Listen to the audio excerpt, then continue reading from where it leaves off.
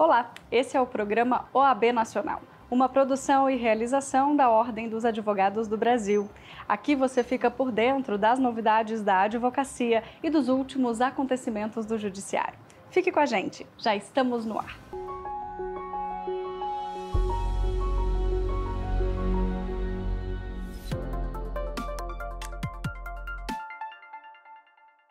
A Ordem dos Advogados do Brasil e a seccional da OAB no Rio Grande do Sul repudiam a decisão de um desembargador do Tribunal Regional do Trabalho da 4ª Região que negou preferência à sustentação oral de uma advogada gestante durante sessão de julgamento telepresencial. Acompanhe. É indeferido, doutora. Eu não vou... É a minha posição, eu não vou mudar, doutora. Agradeço a sua colaboração, é só a concessão mas eu não vou deferir, doutora. Não vou deferir, não há um problema. O problema está sendo criado pela doutora Mariane, não por mim. Né? Eu já indeferi, a doutora teve 1 hora já para conseguir uma outra advogada para poder substituí-la, já que ela está passando mal. E não posso fazer mais do que isso. Desculpe, mas eu acho que esse assunto já tomou muito tempo da sessão. Doutora, eu não estou criando nenhum problema aqui na sessão. É um direito legal sendo desrespeitado pelo senhor. Tá certo, mas eu já expliquei minhas razões, agora a senhora peço que a senhora me respeite. Certo? Já está decidido. Excelência, só posso ponderar só uma questão, por gentileza? Seja breve, doutor, porque nós temos que trabalhar. Claro, não, com certeza. É que o senhor estaria indeferindo a preferência, mas estaria deferindo a concessão da vez do advogado. Não, exatamente isso que na pandemia nós estabelecemos. Não é possível o advogado trocar de posição, não temos como administrar isso em sessão virtual. Então, exatamente essa questão que não temos condições de fazer em sessão virtual é que motivou toda essa questão. Certo? A gente pode fazer isso na sessão presencial, que está o advogado ali, eu vejo, são poucas pessoas, a gente concorda. Esse tipo de transposição da ordem não é possível. Registro aqui, inicialmente, doutores, meu reiterado protesto no meu direito de preferência, que foi sonegado por 4 vezes nessa sessão.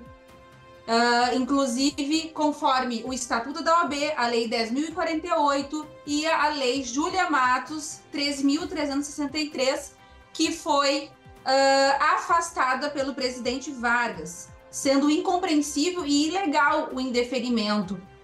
No momento, estou cansada, passei horas agora de mal-estar para sustentar, aguardando desde as 9h30 da manhã, não fazendo bem para mim e nem para o bebê, diante do estresse. E registro também que me senti constrangida aqui pelo excelentíssimo presidente da turma, abre aspas, não sei se a doutora está grávida ou não, quando fecha aspas, tive que me levantar e mostrar a barriga para todos os advogados aqui presentes. Inaceitável desrespeito à lei, falta de bom senso, falta de educação. O nosso repúdio ao ato do desembargador Luiz Alberto de Vargas, da 8ª turma do TRT da 4ª Região, desrespeitando prerrogativa da advocacia, indeferiu pedido de preferência para sustentação oral, garantindo em lei de uma mulher advogada gestante. A ordem irá tomar todas as medidas contra este ato do desembargador no Conselho Nacional de Justiça e na Corregedoria Nacional da Justiça do Trabalho. Nós acompanhamos a colega durante o dia, a nossa SEDAP interviu e nós vamos reagir com toda a nossa força institucional em relação a essa grave violação de prerrogativa. Em nota, a OAB Nacional destacou que é nítido que ocorreu uma violação inaceitável de prerrogativas da advogada gestante, deliberada e reiteradamente. Ao negar dar prioridade à advogada gestante, o magistrado não apenas contrariou a legislação vigente, como feriu os princípios básicos de igualdade, dignidade humana, proteção à maternidade e noções básicas de educação e respeito.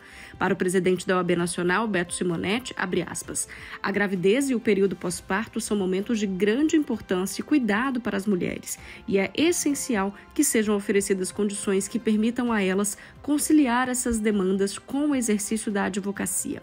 Essa prerrogativa, além de ser um direito fundamental das advogadas, contribui para uma sociedade mais justa e igualitária. Fecha aspas.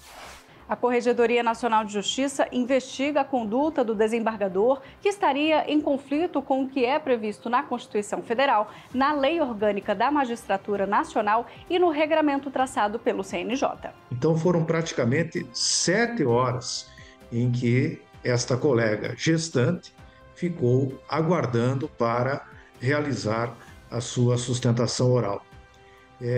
Isso contraria, além do que estabelece a Lei 8.906, contraria toda a construção que vem sendo feita no sentido de promover a igualdade de gênero, de reconhecer as especificidades que têm as nossas colegas advogadas gestantes, que precisam, evidentemente, ter esta preferência.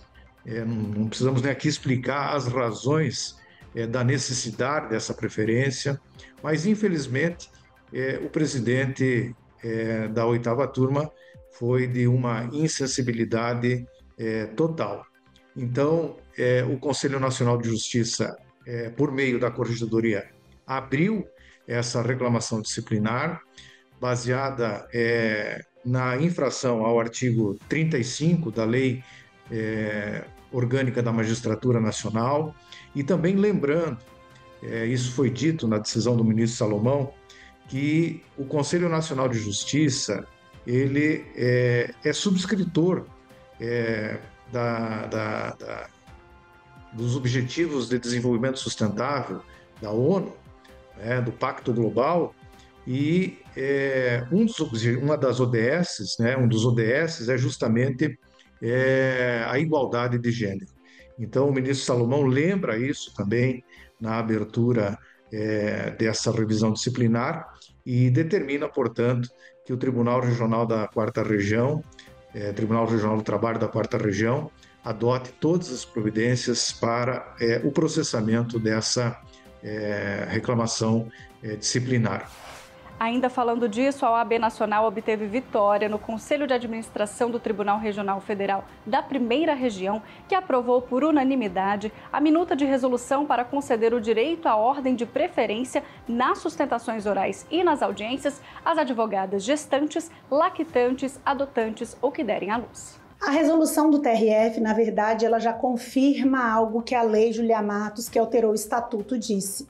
Mas cria uma regra interna para o tribunal, veiculada para todos os juízes, quer dizer, o tribunal está ultimando e envidando providências para que todos os servidores, todos os juízes e desembargadores tenham acesso e determinando o cumprimento da lei, dando às advogadas o direito à preferência nas sustentações orais e também a suspensão dos prazos quando ela for a única advogada do processo. É sim necessário que os tribunais comprem sim essa pauta e eles instituam políticas afirmativas em favor das mulheres advogadas, assim como das juízas, das promotoras, das próprias servidoras da justiça, porque os direitos das mulheres, eles são voláteis. Se eles não estão previstos em lei, facilmente eles desaparecem. Então há necessidade que todas as garantias e políticas afirmativas que digam respeito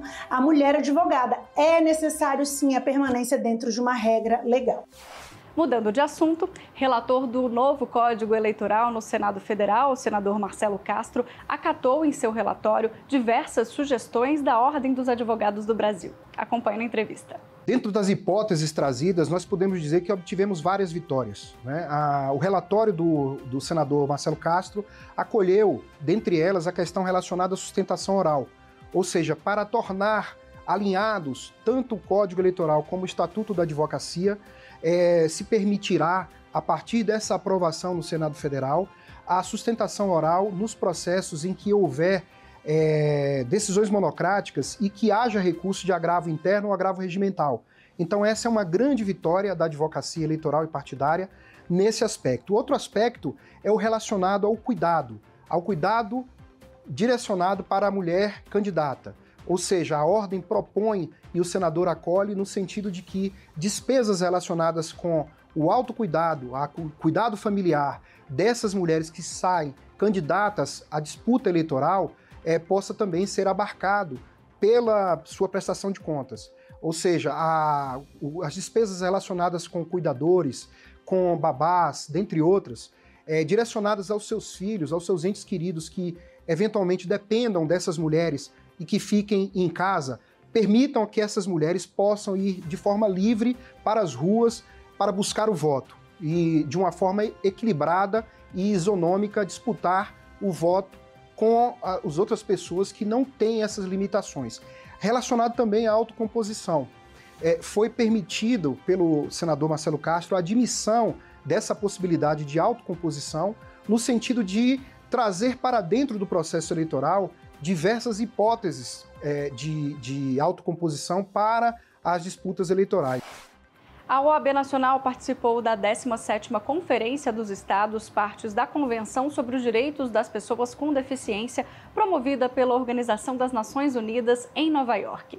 Representando a ordem, o presidente da Comissão de Defesa dos Direitos da Pessoa com Autismo, Emerson Damasceno, destacou avanços nas práticas brasileiras de inclusão. A gente teve a oportunidade de falar, representando o Conselho Federal. Eu estou como presidente da Comissão Especial de Defesa da Pessoa Autista do Conselho Federal da OAB. Eu sou também uma pessoa autista, nível 1 de suporte. Também sou uma pessoa com deficiência física há mais de uma década.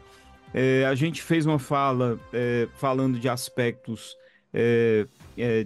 da própria democracia brasileira, porque na última fala que eu tinha feito em 2019 havia sido uma preocupação. Citamos novamente o caso da Marielle Franco, que houve um desenvolvimento daquele tempo para cá, em relação ao processo em si. Destacamos também ataques que uma reconhecida mundialmente ativista pelo direito das mulheres e também é uma pessoa com deficiência, que é a cearense Maria da Penha, vem sofrendo. Isso levou à necessidade de proteção do Estado para garantir a sua integridade física. Destacamos também a questão da emergência climática, que afeta mais ainda as pessoas com deficiência. Aí citei o caso do Rio Grande do Sul. Na verdade, os países não estão preparados nem para as emergências climáticas e muito menos para cumprir com o que diz o artigo 11 da Convenção, que trata exatamente de situações de crise humanitária e situações de desastres naturais também. Então, citei o caso do Rio Grande do Sul. E mencionei também o caso da ilegalidade do distrato unilateral, da rescisão contratual, que vem atingindo aqui no Brasil as pessoas autistas, por parte de operadores de plano de saúde. É muito preocupante, e essa fala tinha que ser levada também à ONU. Então, foi uma fala que você tem um tempo limitado, não é muito longo, uma fala de 3 minutos, mas eu consegui sintetizar assuntos assim, sobremaneira importantes para as pessoas com deficiência, para o próprio Brasil. Destaquei também, no âmbito do Supremo Tribunal Federal, a adoção da chamada linguagem simples, que ano passado, quando eu estive pela segunda vez na ONU, na COSP 16, houve exatamente, foi ressaltado muito a chamada Easy to Understand Communications, para pessoas com deficiência. Isso é um passo muito importante do judiciário brasileiro para tornar a justiça mais acessível, é um direito constitucional e convencional de pessoas com deficiência. Agora nós vamos para um breve intervalo e voltamos na sequência com mais OAB Nacional. Não saia daí.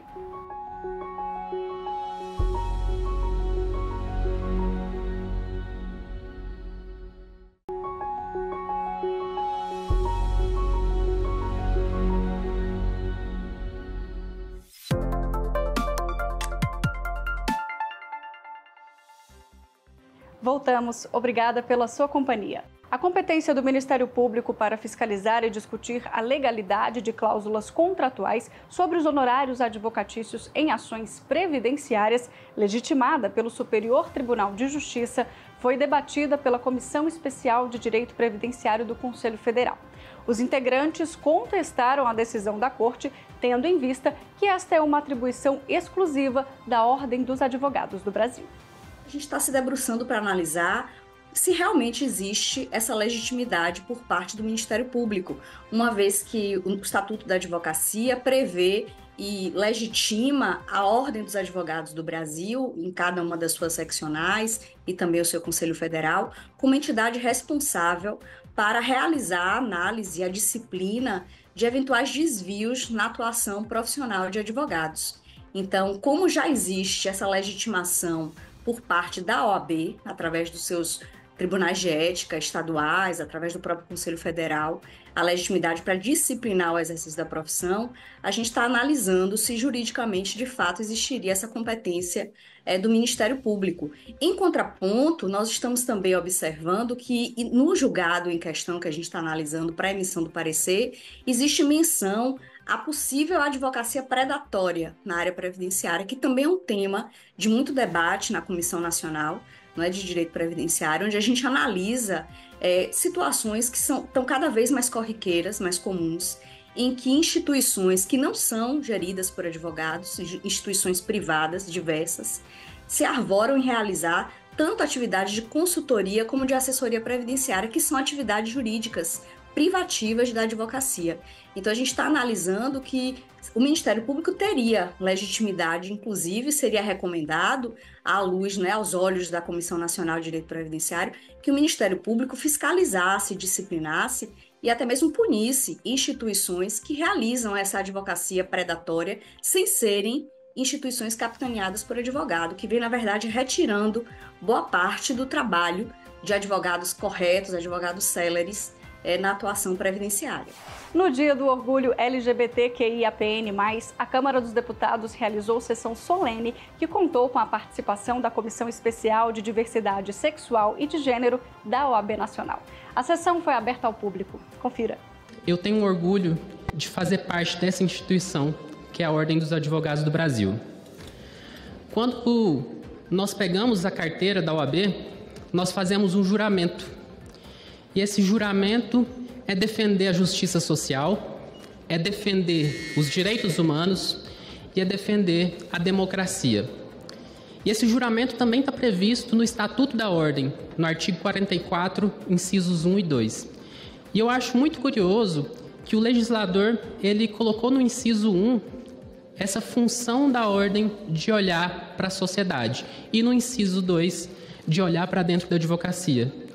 E eu interpreto isso como uma necessidade de que a ordem seja vigilante em relação às questões relacionadas à sociedade, porque se a sociedade não está saudável, a advocacia também não estará.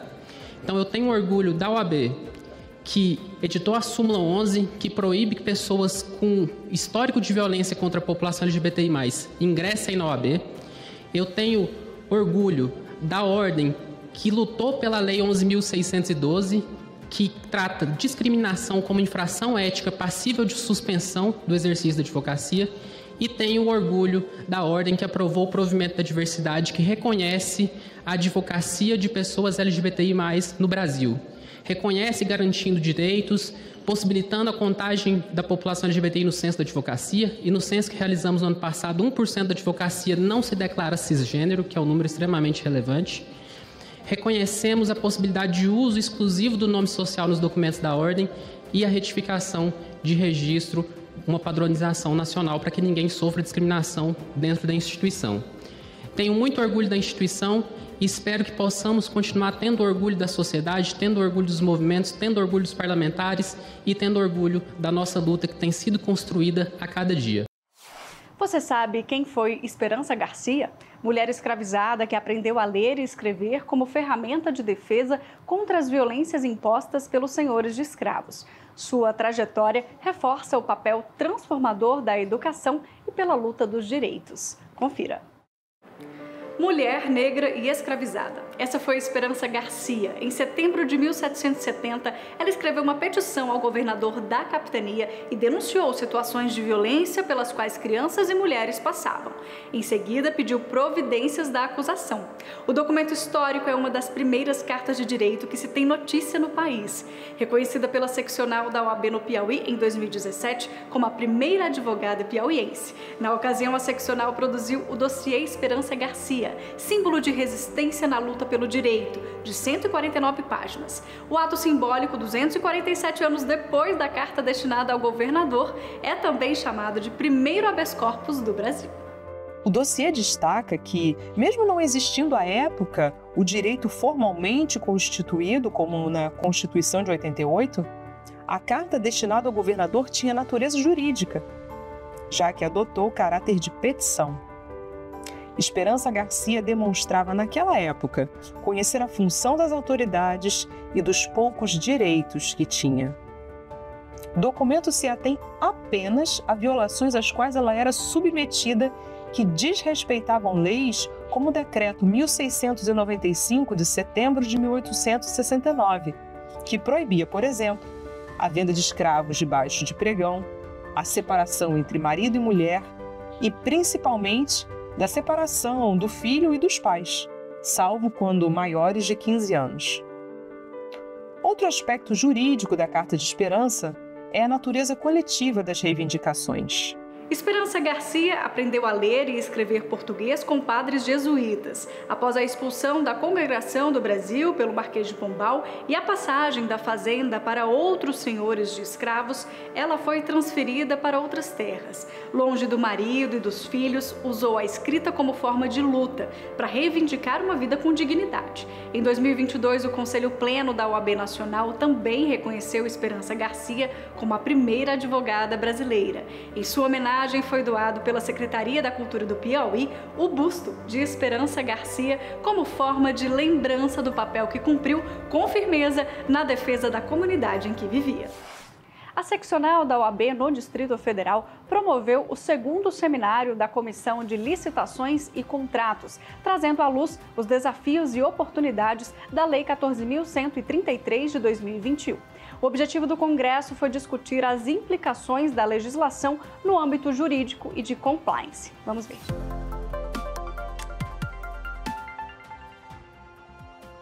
Eu queria só fazer esse registro do quanto as comissões são importantes para essa casa, do quanto elas são importantes para a advocacia, trazendo eventos como esse, que é isso que faz a advocacia ser fortalecida, né? Muito embora a gente seja um tema que não seja corriqueiro aqui na nossa casa, é importante que tenha uma comissão que estude, que prepare eventos, palestras, atualizações e principalmente em virtude da mudança da legislação da nova lei de licitações. Então, sabendo disso, sabendo dessa mudança, dessas transformações, é que as comissões produzem esses eventos pensando sempre no como agregar na advocacia, como melhorar o mundo jurídico e não necessariamente exclusivamente os advogados. Primeira coisa, de uma maneira inovadora, se colocou que licitação de grande vulto, ainda que a expressão grande vulto ela ainda precisa de uma densificação e vez ou outra se associa à complexidade da operação ou ao valor do objeto licitado, pela primeira vez se introduziu na legislação a necessidade de que o licitante, o competidor, possua um programa de conformidade. Não se colocaram os requisitos para esse programa de conformidade. Não se menciona, por exemplo, se existe a necessidade de ter um Chief Compliance Officer, se existe a necessidade de ter uma pessoa especificamente encarregada. Um debate que sempre existe. Se o diretor jurídico e o diretor de compliance podem ser a mesma pessoa ou não podem. E já dou a resposta, que é muito própria de advogado, que odeiam que se dê, mas depende, porque existe a possibilidade, conforme o arranjo institucional da empresa, às vezes faz sentido.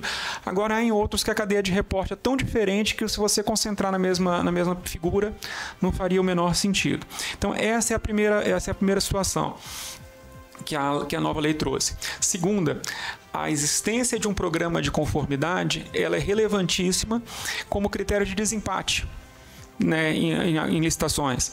Ela ainda é o quarto critério. Então, assim, é difícil chegar nela. É um pouco aquela coisa do desempate por idade em concurso. Pode até chegar, mas assim, é ainda improvável. Mas já há uma sinalização de que, olha, nós temos a conformidade, nós temos o compliance como algo relevante. Fica muito mais como um apelo programático, mas já existe essa previsão. O outro ponto ocorreu um dano, ocorreu um problema, ocorreu uma fraude de licitação, ocorreu um direcionamento ou mesmo uma dispensa indevida. O que fazer? Ao processo administrativo, há a imposição de sanção. A existência de um programa de compliance é fator mitigador. Naquela coisa igual que a gente tem no penal, no artigo 59, no 62. As atenuantes e agravantes, está lá como atenuante a figura da existência de um programa de conformidade. Esse programa é mais uma produção da Ordem dos Advogados do Brasil. Aqui você fica por dentro das informações da advocacia e do judiciário, além de acompanhar entrevistas especiais, matérias exclusivas e muito mais. Eu sou Mariana Xavier e agradeço pela sua companhia. Eu te espero na próxima semana. Até lá!